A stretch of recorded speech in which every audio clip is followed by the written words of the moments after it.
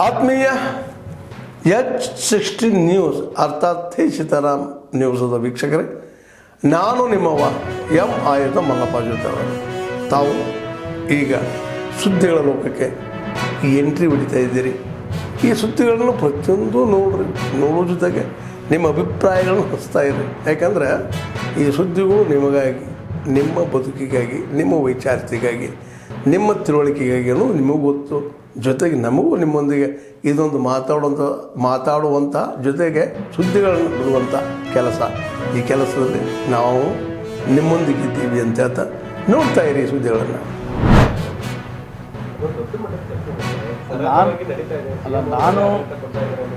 ನಾನು ಭಾಳ ಸಲ ಹೇಳಿದ್ದೀನಲ್ಲ, ಈಗ ನೀವು 2 ವರ್ಷ ಆಯ್ತಿದ್ದು ನಾನು ಕೇಳಕತ್ತೀರಿ ಆಯಿತಾ. ಇನ್ನೂ 2 ವರ್ಷವರೆಗಂತ ಏನಾಗಿಲ್ಲ. ಮೊದಲನೇ ಒಂದು 3 ತಿಂಗಳಿಂದ ಪ್ರಾರಂಭ ಆಯ್ತಿದ್ದು, ಇಲ್ಲಿವರೆಗೆ ಹಂಗೆ ಬರ್ತಾಯಿದೆ. ನನಗೂ ಅದೇ ಅಭಿಪ್ರಾಯ ಇದೆ. ನೆಕ್ಸ್ಟ್ ಮುಂದೆ ಚಂದ್ರಬಾಬು ನಾಯ್ಡು ಪ್ರೈಮ್ ಮಿನಿಸ್ಟರ್ ಆಗ್ಬೋದು ಅಂತ ಇದೆ, ಅಥವಾ ನಿತೀಶ್ ಕುಮಾರ್ ಅವರು ಆಗ್ಬೋದು, ಅಥವಾ ನಿತಿನ್ ಗಡ್ಕರಿ ಆಗ್ಬೋದು ಅಂಬೋದಿದೆ.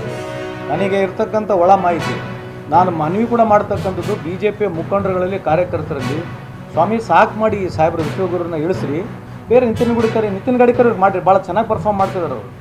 ಅಂಥವ್ರು ಯಾರನ್ನ ಪರ್ಫಾರ್ಮ್ ಮಾಡ್ತಕ್ಕಂಥವ್ರು ಸ್ವಲ್ಪ ಎಲ್ಲರನ್ನ ತೊಗೊಂಡು ಹೋಗಿ ಸ್ವಲ್ಪ ಅಂಥವ್ರ ಬಗ್ಗೆ ಇದ್ದರೆ ಚೆನ್ನಾಗಿರುತ್ತೆ. ಇದು ನಾನೇ ಬುದ್ಧಿವಂತ, ನಾನೇ ವಿಶ್ವಗುರು ಅನ್ನೋದನ್ನು ಸ್ವಲ್ಪ ನಿಂದಿಸ್ಬಿಟ್ರೆ BJP ಅವರು, ಇದು ದೇಶಕ್ಕೆ ಅನುಕೂಲ ಆಗ್ತಕ್ಕಂಥದ್ದು ತಮ್ಮ ಮುಖಾಂತರ ಮನವಿ ಮಾಡ್ಕೊಳ್ತೀನಿ ನಾವು. ಇಟ್ ಈಸ್ ನಾಟ್ ದಟ್ ನಮಗೇನು ಪರ್ಸನಲ್ ಅಜೆಂಡಾ ಇಲ್ಲ. ಪರ್ಸನಲ್ ಅಜೆಂಡಾ ಏನಿದೆ ಹೇಳ್ರಿ, ಏನು ಅರ್ಥ ಏನು? What does he wants to prove? ಇದು ಎಷ್ಟು ಒಂದು ಎಲ್ಲೋ ಯಾವುದೋ ಒಂದು ಪೇಪರ್ನಾಗ ಬರ್ತದೆ ಹೋಗ್ತದೆ ಅಷ್ಟೇ. ಇದು 24 ತಾಸು ಯಾವ ನ್ಯೂಸ್ಗಳು ಆಗೋದಿಲ್ಲ. ನಾವು 7 ಸುಸ್ತಾಗ್ಬಿಟ್ಟಿದ್ವಿ, ನಡೀತದೆ, ಮಜಾ ಮಾಡ್ತದೆ. ಯಾರು ಉತ್ತರ ಕೊಡೋರು ಯಾರು ಇತ್ತಲ್ಲ?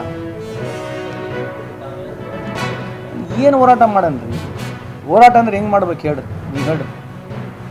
ಹೋರಾಟ ಅಂದ್ರೆ ಹೆಂಗೆ ಮಾಡ್ಬೇಕು ಹೇಳ್ರಿ? ಎಲ್ಲನೂ ಹೇಳಿದ್ರೆ ಧ್ವನಿ ತಂದರೆ ತೋರ್ಸಂಗೆ ಇಲ್ಲಲ್ಲ, ನಮ್ಮೇಲೆ ಮುಗೆ ಬಿದ್ದುಬಿಡೋದು ಅಲ್ಲ. ನಾನಂತ ಯುವಕರು, ನಂದು 50 ಆಗೈತೆ, ಇನ್ಯಾ ಯುವಕರು ಇದ್ದೀವಿ. ನಮ್ಮದು ಪಿಕ್ಚರ್ ಮುಗಿಗೆ ಬಂದತ್ತೆ, ಆ ಲೆವೆಲಿಗೆ ಐತಿ. ಸೊ ನಾವು ಹೇಳೋದು ಏನಂತಂದರೆ, ಇದು ಯುವಕರು ಅರ್ಥ ಮಾಡ್ಕೋಬೇಕು. ಆಮೇಲೆ ನಮಗೆ ಎಲ್ಲೋ ಒಂದು ಜಾಗದಲ್ಲಿ ಏನು ಬೇಜಾರು ಅಂತಂದರೆ, ಈ ಪ್ರಜಾಪ್ರಭುತ್ವ ವ್ಯವಸ್ಥೆಯಲ್ಲಿ ಎಲ್ಲರಿಗೂ ಈಕ್ವಲ್ ಪ್ಲ್ಯಾಟ್ಫಾರ್ಮ್ ಸಿಗ್ಬೇಕಂಬುದು ನಮಗೆ. ಒಂದೇ ಮನುಷ್ಯನ ಬೆಳಗ್ಗಿಲಿಂದ ಸಾಯಂಕಾಲವರೆಗೆ ತೋರಿಸಿ ಮೊನ್ನೆ ಅಮೇರಿಕಾಗೆ ಹೋಗ್ಕೊಂಡ್ರು.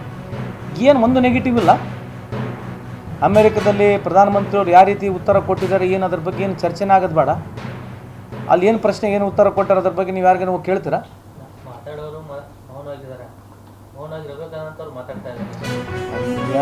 ನನಗೆ ಹೇಳೋದು, ನಾನು ಏನು ಮಾಡ್ತಿದ್ದೆ, I am asking you the questions. he is representing our country, he is our prime minister, so we would like to have questions ಅಲ್ವಾ. ನಮ್ಮ ಪ್ರಧಾನಮಂತ್ರಿ ಏನು ಮಾತನಾಡಿದ್ದಾರೆ ಅಂಥೇಳಿ ನೀವು ಚರ್ಚೆ ತೊಗೋಬೇಕಲ್ಲ, ಚರ್ಚೆನೇ ತೊಗೊಳಂಗಿಲ್ಲ. ಅದೊಂದು ನೋಡ್ತು. ಒಂದು ವೈಯಕ್ತಿಕ ನನ್ನ ಬಿಸ್ನೆಸ್ ಒಂದು ಮೀಟ್ ಕೂಡ ಇತ್ತು. ಅದ್ರ ಜೊತೆಗೆ ಮಾನ್ಯ ಗೋವಾದ ಮುಖ್ಯಮಂತ್ರಿಗೆ ಭೇಟಿಯಾಗಿ ಹಲವಾರು ನನಗೆ ಮಾಹಿತಿಗಳನ್ನ ಬರ್ತಾಯಿತ್ತು. ಅಲ್ಲಿ ಕನ್ನಡಿಗರಿಗೆ, ನಮ್ಮ ಬೇರೆ ಬೇರೆ ಜಿಲ್ಲೆಯಿಂದ ಹೋಗಿರ್ತಕ್ಕಂಥ ಏನು ಕೆಲಸ ಮಾಡಲಿಕ್ಕೆ ಹೋಗ್ತಾ ಇದ್ದಾರೆ, ಕೂಲಿ ಕಾರ್ಮಿಕರಾಗಿರ್ಬೋದು, ಅಥವಾ ಯಾವುದೇ ರೀತಿಯಿಂದ ಕೆಲಸ ಮಾಡ್ತಕ್ಕಂಥ ನಮ್ಮ ಎಂಪ್ಲಾಯೀಸ್ ಆಗಿರ್ಬೋದು, ಅವ್ರಿಗೆ ಸ್ವಲ್ಪ ಅನಾನುಕೂಲ ಆಗ್ತಾಯಿದೆ, ಅಲ್ಲಿ ತೊಂದರೆ ಆಗ್ತಾಯಿದೆ ಅಂತೇಳಿ ನನಗೆ ಬಂದಿರತಕ್ಕಂಥ ಮಾಹಿತಿ ಮೇಲೆ ಅವ್ರಿಗೆ ಹೋಗಿ ಪತ್ರವನ್ನು ಕೊಟ್ಟು ಬಂದಿದ್ದೀನಿ. ಸ್ವಲ್ಪ ನಮ್ಮ ಕನ್ನಡಿಗರ ಮೇಲೆ ಯಾವ ರೀತಿಯಲ್ಲಿ ಏನನ್ನ ತೊಂದರೆ ಆದರೆ ಸ್ವಲ್ಪ ತಮ್ಮ ಗಮನ इरले ಅಂತ ಹೇಳಿ ಅವರಿಗೆ ಒಂದು पत्र मुखांतर माहिती ಕೊಟ್ಟು ಬಂದಿದ್ದೀನಿ. अत्यंत उपयोगी आणि रसिक प्रेक्षकांचं मनोरंजन करण्याच्या उद्देशाने आम्ही एक योजना आखलेली आहे. त्या योजनेची साधारण कल्पना अशी आहे की वर्षभरासाठी आम्ही एक ठराविक रक्कम आपल्याकडनं घेऊ आणि त्या रकमेच्या म्हणजे त्या रकमेच्या बाबत आम्ही आपल्याला एकूण 6 नाटकं, म्हणजे त्याच्यातली 4 व्यावसायिक नाटकं असतील, एक प्रायोगिक नाटक असेल आणि एक संगीत नाटक असेल किंवा नाटकाशी संदर्भातला एखादा कार्यक्रम असेल, असं आपल्याला असं त्या रकमेमध्ये आपल्याला देण्याचा नाट्य परिषदेचा मानस आहे. आणि ह्या योजनेसाठी आपल्याला रिसर पास दिला जाईल.